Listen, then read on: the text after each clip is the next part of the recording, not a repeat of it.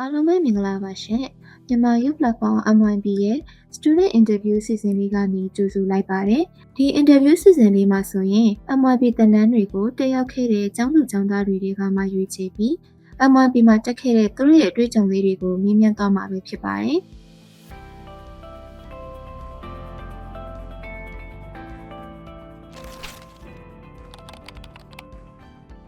မင်္ဂလာပါရေဆုံးမှာကိုမိတ်ဆက်ပေးကြပါတယ်အမနာမည်ကဝန်ပါပါအမကလက်ရှိမှာ Microfinance Company တစ်ခုမှာ Accountant Position နဲ့အလုပ်လုပ်နေပါတယ်အမမျိုး online သွင်းနဲ့ Facebook ကနေသိခဲ့တာပါဘာကြောင့်ရွေးချယ်ပြီးတက်ဖြစ်ခဲ့ရလဲဆိုတော့အမရင်ဆုံးတွေ့ခဲ့တဲ့ post ကအမလိုအပ်နေရနဲ့ကိုက်ညီမှုရှိရတဲ့အတွက်ကြောင့်တက်ဖြစ်ခဲ့တာနောက်အတန်းတက်မယ်ဆိုပြီးတော့ registration လုပ်တဲ့အခါမှာလည်းအရန်ကိုပဲပြီးရှင်းတယ်အဲအကြောင်းတက်ဖြစ်ခဲ့ရပါအမှန်မှာအမပထမဆုံးထုတ်လိုက်တဲ့ကိုက Career Development တန်းပေါ့နော်အဲ့ဒီတန်းမှာဆိုလို့ရှိရင် resume နဲ့ကပါလက်တာရေးသားနေပါတယ်အဲ့ချိန်တော့အမကတခြားအလုပ်တစ်ခုကိုထပ်လျှောက်ဖို့အတွက်ပြင်ဆင်နေတဲ့အချိန်ပေါ့နော်အဲ့ဒီအချိန်မှာ resume design ကိုအမသိချာလေးပြည့်စုံလေးပြင်ဆင်ဖို့အတွက်လိုအပ်တာတွေမတည်တရားတွေရှိနေရလို့ခံစားရတဲ့အတွက်ကြောင့်အမအဲ့ဒီတန်းတက်ဖြစ်ခဲ့တာအမမှာအမအရင်ဆုံးတက်ခဲ့တဲ့အတန်းကတော့ Career Development တန်းဖြစ်ပါတယ်အဲ့ဒီတန်းပြီးရဲ့နောက်မှာစုံတူတဲ့အတန်းကိုအမဆက်တက်ခဲ့ပါတယ် Career Development တန်းကိုရွေးချယ်ဖြစ်ခဲ့တာကအလုပ်ချုပ်တဲ့နေရာမှာရေးပါတယ်ဒီ resume နဲ့ကပါလက်တာပေါ့နော်အဲ့ဒါကိုကိုယ်တိုင်သူကြကြတိချပြင်ဆင်တက်ချင်တယ်အဲ့အတွက်ကြောင့်အမတက်ဖြစ်ခဲ့တယ်နောက်ထပ်ပြီးတော့တက်ဖြစ်ခဲ့တဲ့စုံတူတဲ့အတန်းလေးပေါ့နော်အဲ့ဒီတန်းလေးကိုကြတော့အမကလက်ရှိအလုပ်လုပ်နေရင်းနဲ့ freelance အနေနဲ့ပေါ့နော် part time တခြားအလုပ်တစ်ခုကိုထပ်ပြီးတော့ try ခြင်းနဲ့ရည်ချက်ရှိလို့အဲ့အတောင်တက်ဖြစ်ခဲ့တာဒီပိုင်းတွေကိုအကြိုက်ဆုံးလဲဆိုတော့သင်ခန်းစာတစ်ခုပြီးသွားတိုင်းကိုသင်ခဲ့တဲ့ဒီစာတွေကိုပေါ့နော်မှန်တယ်ကနားလေသဘောပေါက်သွားခြင်းရှိမရှိ test လေးတွေဖြေရတဲ့အပိုင်းပေါ့နော်အဲ့ပိုင်းကိုကြိုက်တယ်နောက်တော်တော်လေးသဘောကျတာတစ်ခုကသင်တန်းပြီးသွားတာနဲ့ချက်ချင်း certificate ထုတ်လို့ရတယ်အဲ့ဒါကိုအကြိုက်ဆုံးပါလက်ရှိ MYB ကနေပြီးတော့အမသင်တန်းနှစ်ခုတက်ပြီးခဲ့တယ်ပေါ့နော်အဲ့သင်တန်းနှစ်ခုစလုံးကလည်းအမတို့လိုအပ်တဲ့ထင်လို့ပေးချရွေးချယ်တက်ဖြစ်ခဲ့တာသင်တန်းပြီးသွားတဲ့အချိန်မှာလည်းအမသင်တန်းကနေပြီးတော့ရလာခဲ့တဲ့ဟာတွေကအမလက်ရှိဘဝမှာပြန်ပြီးအသုံးချလို့အသုံးဝင်တဲ့အရာတွေပဲဖြစ်ခဲ့တယ်ပေါ့နော်အဲ့ဒီထဲကမှအသုံးဝင်ဆုံးတစ်ခုကိုပြောဆိုရင်ဒီ Career Development တန်းပေါ့နော်အဲ့ဒီတန်းပြီးချင်းမှာပဲအမresume design ကိုကောင်းကောင်းလေးသိချာပြင်ဆင်တက်သွားတာပေါ့နော်အဲ့ဒါလေးကတော့အသုံးဝင်ဆုံးပါပဲ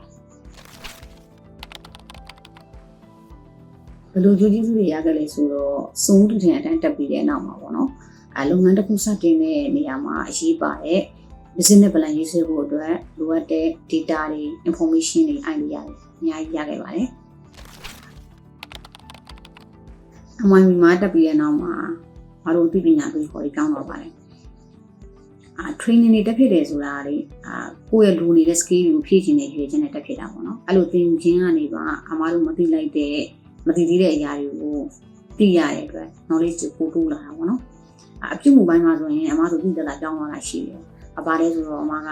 အဲ့ဒီလူရှိမှစကားပြောရမှာအရင်ကြောက်တာပေါ့နော်ကြောက်တယ်အဲ့ဒီ MYB ကနေပြီးတော့နော်ဒီ interview လေးလုံးမဲ့အစီအစဉ်ရှိလို့အမားကိုဆက်တွေ့လာတဲ့အခါတော့ပေါ့နော်အမားလေးလုံးနိုင်ပါမလားပေါ့နော်အဲ့လိုစိုးရင်စိတ်ရှိရပါတော့ဒါပေမဲ့အမှန်မှာတင်တန်းတက်ခဲ့တော့ကအမှန်ကအဲ့ဒီရနေပြီးတော့ပေါ့နော်တမိုးရှိအရာရခဲ့တယ်အဲ့အတွက်ကြောင့်အမှန်ဘက်ကနေတခုပြန်ပြီးလုပ်ပေးခြင်းနဲ့အဲ့လိုစိတ်ကလေးနဲ့အမှ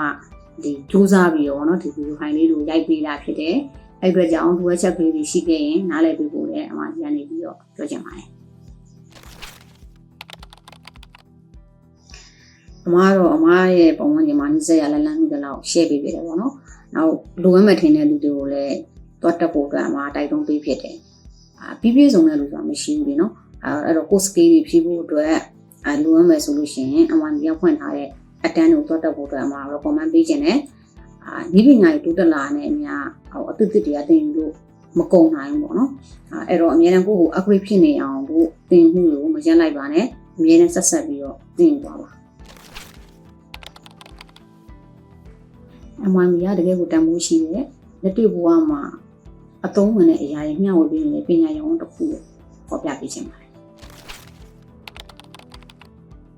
MYB ကနေမသိသေးတဲ့အကြောင်းအရာတွေကိုလေ့လာသင်ယူရတဲ့အတွက်ကျေးဇူးတင်ကြောင်းပြောချင်ပါတယ်နောက် MYB မှာဆိုလို့ရှိရင်ပေါ့နော်သတ်မှတ်ထားတဲ့အချိန်အတွင်းမှာအတန်းတွေကိုပြီးဆုံးအောင်တက်ပြီး certificate ယူနိုင်ခဲ့တယ်ဆိုလို့ရှိရင်ဆုလက်ဆောင်လေးကိုပေးတဲ့ challenge လေးရှိတာလည်းစိတ်လှုပ်ရှားစရာကောင်းတယ်ဆုလက်ဆောင်လေးရလိုက်တဲ့အခါမှာပေါ့နော်ကိုယ့်ရဲ့ကြိုးစားမှုကိုအသိမှတ်ပြုရလို့ခံစားရတဲ့အတွက်ကြောင့်MYB မှာကိုယ့်ရဲ့တမိုးရှိတဲ့အချိန်ကိုအသုံးချပြီးတော့အသစ်တွေကိုထပ်ပြီးတော့လေ့လာဖြစ်နေမှာပေါ့နော်ကျေးဇူးအများကြီးတင်ပါတယ်